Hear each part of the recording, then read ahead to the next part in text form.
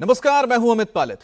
महाराष्ट्र में पोलिंग से पहले धर्म युद्ध शुरू हो चुका है। मस्जिदों से मौलानाओं ने फतवे जारी कर दिए हैं कि मुसलमान किसे वोट देंगे।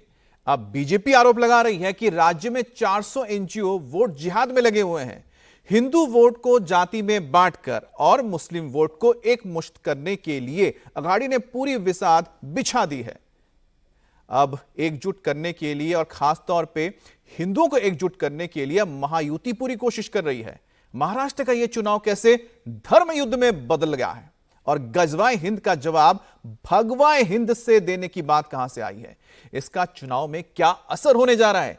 क्या हिंदुओं में भी इस वक्त मुसलमानों के फतवे पर ही वोट कर रहा है? फुल डिटेल में इस रिपोर्ट को देखिए।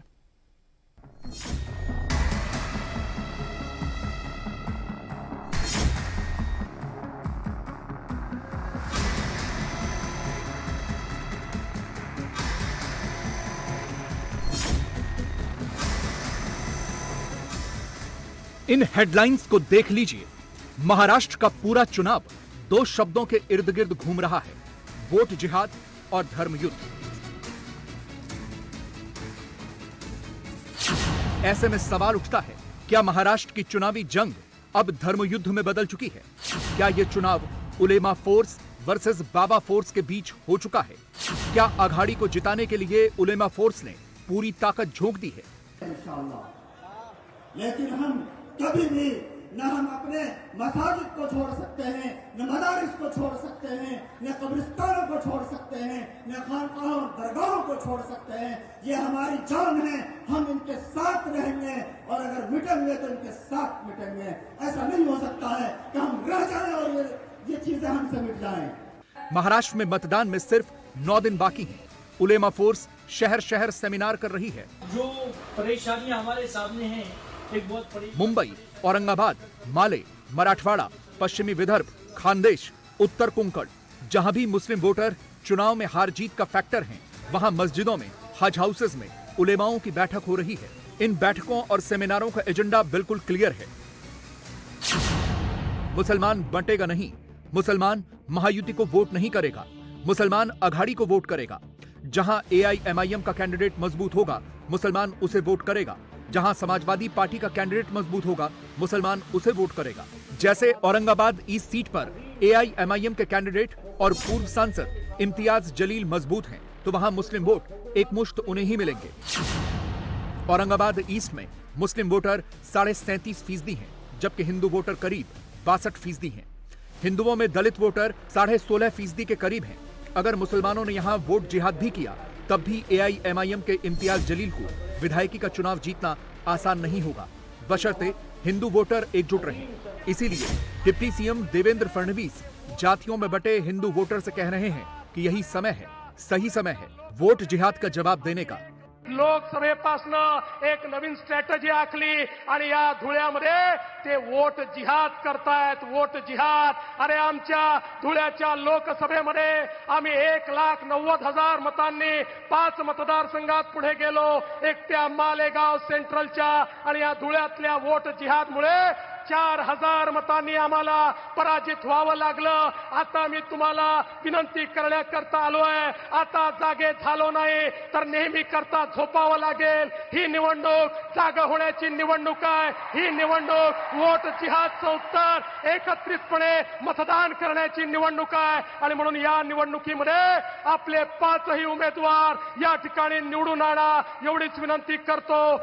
महाराष्ट्र में हिंदू वोटर 80% और मुस्लिम वोटर सिर्फ 12% हैं।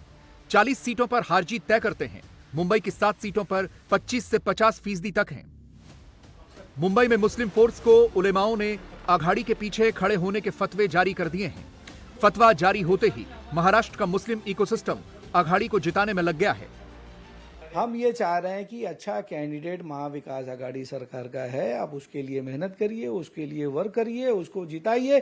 जब वो जीत जाएगा तो इंशाल्लाह ताला महाराष्ट्र का फ्यूचर बहुत अच्छा होगा। बिल्कुल मैं सारे हिंदू महाराष्ट्र के मुसलमानों से ये अपील करूंगा कि वो महाविकास आघाड़ी सरकार के एक एक कैंडिडेट को चुन कर दे और इंशाल्लाह ताला आने वाला फ्यूचर जो महाराष्ट्र का होगा बहुत अच्छा रहेगा। बीजेपी कौन सा रोल अदा कर रही है? अब इसको मुसलमानों के बारे में अब जिहाद का नाम दे दिया। अरे जिहाद का पहले मतलब तो समझिए, जिहाद का मतलब क्या होता है। आप लोग इस तरीके की बयानबाजी करना बंद करिए। आप लोग ये कहिए कि महाराष्ट्र की तरक्की के लिए, देश की उन्नति के लिए अगर किसी ने कोई काम किया उसकी बुनियाद पर वो वोट मांगे। महाविकास आघाड़ी सरकार ने 2.5 साल के अंदर अच्छा काम किया, इसके लिए हम बोल रहे हैं कि हर आदमी यहाँ सेफ था, सुकून के साथ अपनी जिंदगी गुजर बसर कर रहा था, आप उसको वोट करो। अघाड़ी ने लोकसभा में इसी इकोसिस्टम को एक्टिवेट किया था और विधानसभा में चुनाव से ऐन पहले फिर एक्टिवेट कर दिया है। रिपोर्ट्स के मुताबिक महाराष्ट्र में 400 से ज्यादा एनजीओ वोट जिहाद में लगे हुए हैं। अकेले मुंबई जैसे शहर में 180 से ज्यादा एनजीओ सक्रिय हैं। इन एनजीओ को 100 करोड़ का फंड मिलने का आरोप भी लग रहा है। ये एनजीओ मुस्लिम बाहुल्य इलाकों में काम कर रहे हैं। मुस्लिम मतदाताओं को एक ही बात बता रहे हैं, बीजेपी और महायुति को हराना है और महाविकास अघाड़ी की सरकार को लाना है। हमारा कहना यह है कि जो सेक्युलर पार्टीज हैं उनको वोट दीजिए। सेक्युलर ताकतें कहने का मतलब ये है कि वो जो है कम्युनल नहीं होती, कम से कम इतना उनसे सुकून रहता है कि हाँ ये कम्युनल नहीं है। अब रह गए हमारे वक्फ के, हमारे मसाइल हल करने की बात, तो ये तो अब तक आज़ादी से लगा कि अब तक जितनी भी पार्टियां आई, चाहे वो सेक्युलर हो नॉन सेक्युलर, सबों ने वादे किए लेकिन निभाए नहीं। एक रहेंगे नेक रहेंगे किससे कह रहे हैं वो? क्या वो पूरे भारत के लोगों से कह रहे हैं या हिंदुओं से कह रहे हैं? क्या मतलब उनका? अगर वो सबसे कह रहे हैं एक रहेंगे नेक रहेंगे तो बहुत अच्छी बात है, लेकिन अगर वो खाली एक समुदाय के लोगों से कहते हैं तो फिर वो तो सोचने वाली बात है। देश का मुस्लिम इकोसिस्टम हमेशा बीजेपी के खिलाफ एक्टिव क्यों रहता है और एंटी बीजेपी पार्टियों को क्यों सपोर्ट करता है? मुस्लिम शिक्षा, रोजगार, स्कूल और अस्पताल जैसे बुनियादी मुद्दों पर वोट नहीं करता, जबकि हिंदू वोटर इन मुद्दों पर वोट करता है। मौलाना मुस्लिम वोटर के दिमाग में मॉब लिंचिंग, समान नागरिक संहिता, वक्फ संशोधन बिल, एनआरसी, सीए और हिजाब जैसे मुद्दे भरते हैं। मौलाना मुस्लिम वोटर्स के दिमाग में सिर्फ धर्म से जुड़े मुद्दे भर देते हैं। फिर पूरा मुस्लिम इकोसिस्टम 90% मुस्लिम वोटर के मन में यह भर देता है कि अगर बीजेपी आ गई तो उसके धर्म से जुड़े मुद्दे खत्म हो जाएंगे। इस तरह से बीजेपी के खिलाफ वोट जिहाद का पूरा सिस्टम चलाया जाता है। 370 से कितने हिंदू भाई को फायदा हुआ, हमारा नुकसान है। हिजाब तलाक से, निकाब से कितने हिंदू भाइयों का फायदा हुआ? हम 20% है, आप बोलते हैं हम 25-30 हैं, आप बोलते हो हम 20%, ठीक है 20। ये 20% के ऊपर लागू करके तुम्हारा क्या फायदा? किसी के पर्सनल लॉ में जाके तुम्हारा क्या फायदा है? देश का क्या फायदा है इसमें?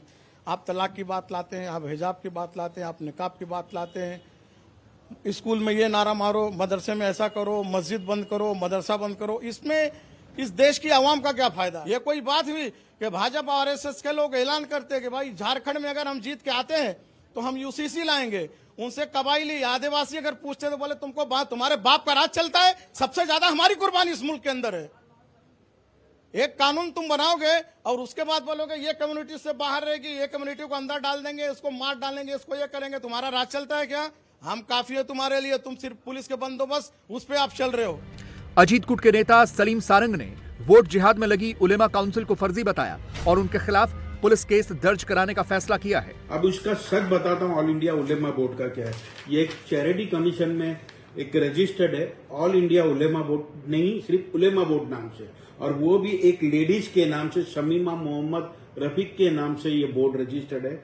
जो कि आप देखेंगे इसको 2018 में इसको इन्होंने रजिस्टर्ड किया है। उसके बाद ना ऑडिट किया ना कुछ किया है, तो ये बोर्ड स्ट्राइक आउट हो गया।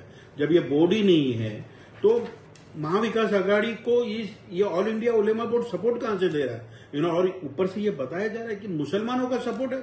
कहीं ना कहीं मुसलमानों को 75 साल से आजादी से लेकर आज तक जो धोखा देने का काम कांग्रेस कर रही है, रुकाया जाए। और इस पे मैं अब जाके पुलिस कंप्लेंट भी करने जा रहा हूं, इसके ऊपर कानूनी कार्रवाई भी करूंगा और इलेक्शन कमीशन को भी ये बात दिखूंगा कि ये ऑल इंडिया उलेमा बोर्ड नाम का कोई बोर्ड ही नहीं होता है।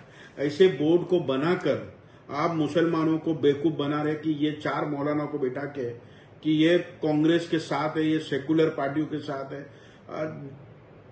कहीं ना कहीं आप मुसलमानों को बेवकूफ बनाना, ये यहां ही रुकाना है आपको। अब सवाल उठता है कि वोट जिहाद वाले इस मुस्लिम इकोसिस्टम का जवाब क्या बीजेपी के पास है?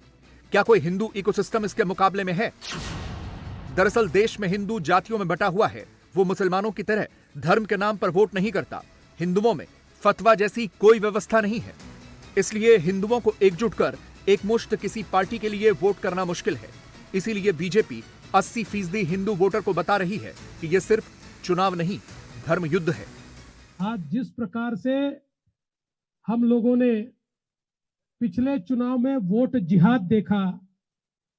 एक प्रकार से उनके सारे धर्मस्थलों के ऊपर बैनर लगे, पोस्टर लगे, कस्में दिलाई गई और लोगों को वोटिंग के लिए बाध्य किया गया और कहा बस एक ही चीज करनी है, मोदी जी को हराना है। ये कहकर एक वोट जिहाद किया गया। हम लोग थोड़े सोए हुए थे, इसलिए कई जगहों पर हम लोगों को मात खानी पड़ी, लेकिन अब वोट जिहाद का जवाब वोट के धर्म युद्ध से हमको देना है और अब कोई भी सोएगा नहीं। अब सबको मतदान के लिए जाना है, सबको वोट करना है और मेरा विश्वास है कि आप सब लोगों का आशीर्वाद और पूज्य गुरुदेव का आशीर्वाद मिलेगा तो फिर एक बार इस महाराष्ट्र में भगवे को मानने वाली सरकार आएगी। महाराष्ट्र की विधानसभा पर फिर भगवा लहराएगा। महाराष्ट्र के चुनाव में अब दो फोर्स फ्रंट पर हैं, एक हिंदू फोर्स और दूसरी मुस्लिम फोर्स। अघाड़ी दोनों फ्रंट पर खेलना चाहती है। वो कैसे, इसे समझिए। पहले नाना पटोले और शरद पवार अपने लेटर हेड पर उलेमा काउंसिल की तमाम शर्तें मान लेते हैं। मुस्लिम फोर्स को अपने पक्ष में करने के लिए चिट्ठियां जारी कर देते हैं। जब उन्हें लगता है कि हिंदू फोर्स इससे नाराज हो सकती है तो संविधान बचाओ सेमिनार शुरू कर देते हैं ताकि हिंदुओं को जातियों में बांट और तोड़ सकें। मुस्लिम फोर्स को खुश करने के लिए संविधान सम्मेलन में भी गेरुआ और भगवा पर हमला बोला जाता है। ये कटोंगे मटेंगे क्या है, बटोंगे तो कटोंगे, एक है तो सब है, क्या बोले, हाँ एक है तो सेफ है। अब सेफ नहीं है क्या देश? नहीं, अब कोई खतरा है देश में। अगर खतरा किसी से है तो आरएसएस और बीजेपी से ही खतरा है। गेरुआ कपड़े पहनते हैं और सर पे बाल भी नहीं रखते।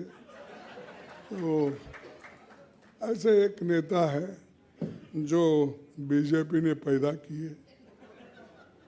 ठीक है कि हम मुझसे कोई गिला, मैं ये कह रहा हूँ उनको, बीजेपी को, या तो सफेद कपड़े डालो या तो सन्यासी कपड़े डालते हो, गेरुआ डालते हो, पॉलिटिक्स से बाहर हो जाओ।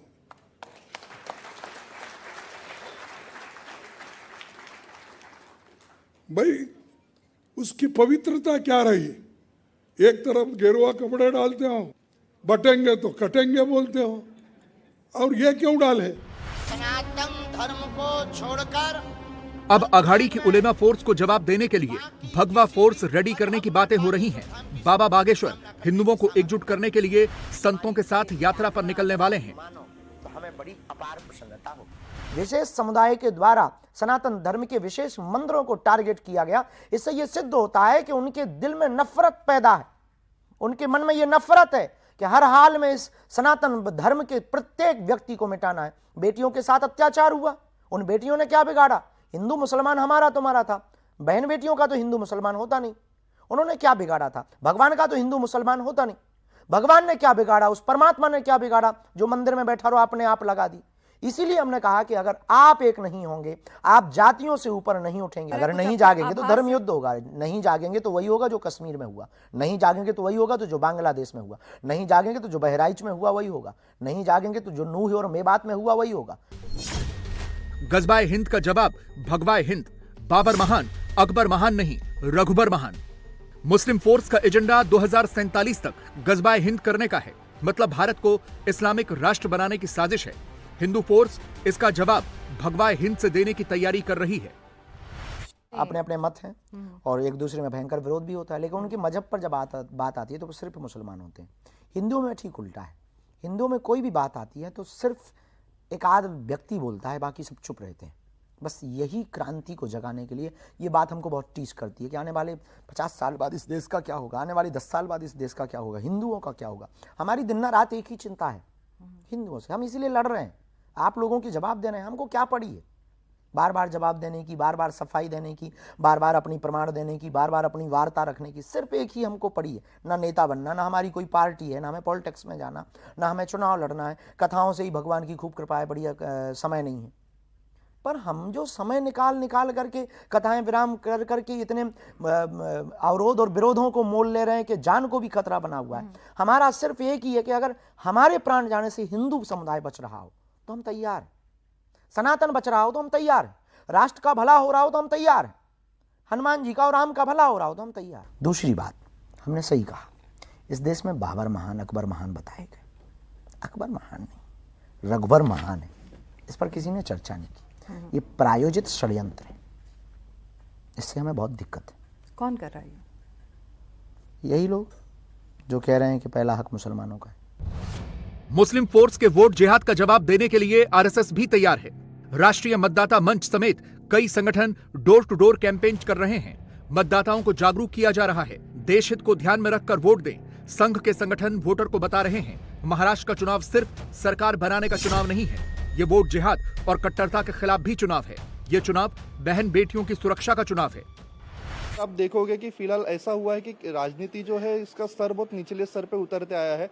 अभी ऐसा हुआ है कि लोगों को जात जात में बांटा जा रहा है, धर्म धर्म में बांटा जा रहा है कि फॉर एग्जाम्पल मैं ये कैंडिडेट आपके धर्म का हूँ तो आपने मुझे मतदान करना चाहिए, मैं आपके उत्तर भारतीय हूँ, मैं महाराष्ट्र में, जो भी चीज़ें हैं यह जाति जाति में बांटने का काम आज के समय पे हुआ जा रहा है। तो हम बस लोगों से यही अपील करते हैं कि आपने जिस आपके क्षेत्र का जो विकास कर रहा है, जो व्यक्ति आपके जात पात धर्म से हटकर जो लोगों में नफरत न फैलाते हुए सिर्फ आपके क्षेत्र का और आने वाले जो चांदील विधानसभा का विकास करेगा, ऐसे व्यक्ति को आपने मतदान करना चाहिए। सेकंड चीज़ है, हम लोगों से यह भी आग्रह करें कि नोटा की तरफ ज़्यादा न जाएं, क्योंकि नोटा एक ऐसा ऑप्शन है कि आप किसी को नहीं देना, वो मतदान आपका वाया जाने वाला है। तो उसके तरफ न जाते हुए किसी न किसी कैंडिडेट को जो हमारा क्षेत्र का विकास करेगा, इसके लिए हम लोगों के पास डोर टू डोर कैंपेनिंग करके हम अपील कर रहे हैं कि आपने राष्ट्र हित में, समाज हित में अपने मतदान करना है। लोगों से क्या अपील की जा रही है? लोगों से यही अपील की जा रही है कि राष्ट्र हित और देश हित के लिए मतदान करें। बेसिकली आपने जैसा स्टार्टिंग में कहा कि जैसे वोट जिहाद वगैरह जो चल रहा है, तो वो कहीं ना कहीं एक नैरेटिव सेट किया जा रहा है अपने देश का रूपांतरण करने के लिए। इसलिए हमें वो सब चीज़ों पे ना जाके अपने राष्ट्र के लिए हम लोग क्या चीज़ कर सकते हैं, हमारे देश हित में क्या वोट देके हम लोग वो चीज़ों को रोक सकते हैं। जैसे असामाजिक तत्व लोग बहुत इंटरफेयर कर रहे हैं इलेक्शंस में, तो लोगों से यही अपील की जा रही है कि वो चीज़ों को साइड में रखते हुए आप राष्ट्र और देश हित के लिए मतदान करें। महाराष्ट्र में अघाड़ी की हिंदू बांटो और मुस्लिम जोड़ो वाली पॉलिटिक्स को उलेमा काउंसिल ने बड़ा सेटबैक दे दिया। काउंसिल ने लेटरहेड के साथ अघाड़ी के नेताओं की नई फोटो भी जारी कर दी है। ऑल इंडिया उलमा बोर्ड महाराष्ट्र के आला सतही वफद ने हाल ही में कांग्रेस और राष्ट्रवादी कांग्रेस के जिम्मेदारान से मुंबई में मुलाकात की थी और उन्हें जो हमारा मुतालबाती महजर था वो पेश करते हुए असम्बली इलेक्शन 2024 में ताईद व हिमायत का यकीन दिलाया था, जिसके बाद हमें दोनों सियासी पार्टियों की जानिब से तहरीरी मकतूबात मौसूल हुए और अब हमने, चूँकि इंतखाबी तशहीर शुरू हो चुकी है, इसलिए हमारी यूनिटों को मुतहरिक कर दिया है और वो अपने अपने तौर पर महाविकास अघाड़ी की तशहीर के लिए सरगर्म हो चुके हैं। ऐसे में कुछ लोग जिनके ट्वीट या बयानात सामने आए हैं, जिन्हें शायद हकीकत का इल्म नहीं है और वो अपनी लाइल्मी की बुनियाद पर इस तरह की बातें कर रहे हैं, लेकिन जो हकीकत थी, जो हमारा महजर था और उसकी जो तस्वीरें हैं वो तमाम मुलाकात के मौके पर की और उसके बाद की जो हमने तशहीर शुरू कर रखी है उसकी मीडिया में अवेलेबल हैं। महाराष्ट्र का चुनाव हिंदू मुस्लिम पर आ गया है। बटेंगे तो कटेंगे से जो मोमेंटम बना था वो और तेज हो गया है। कांग्रेस और राष्ट्रवादी कांग्रेस के जिम्मेदार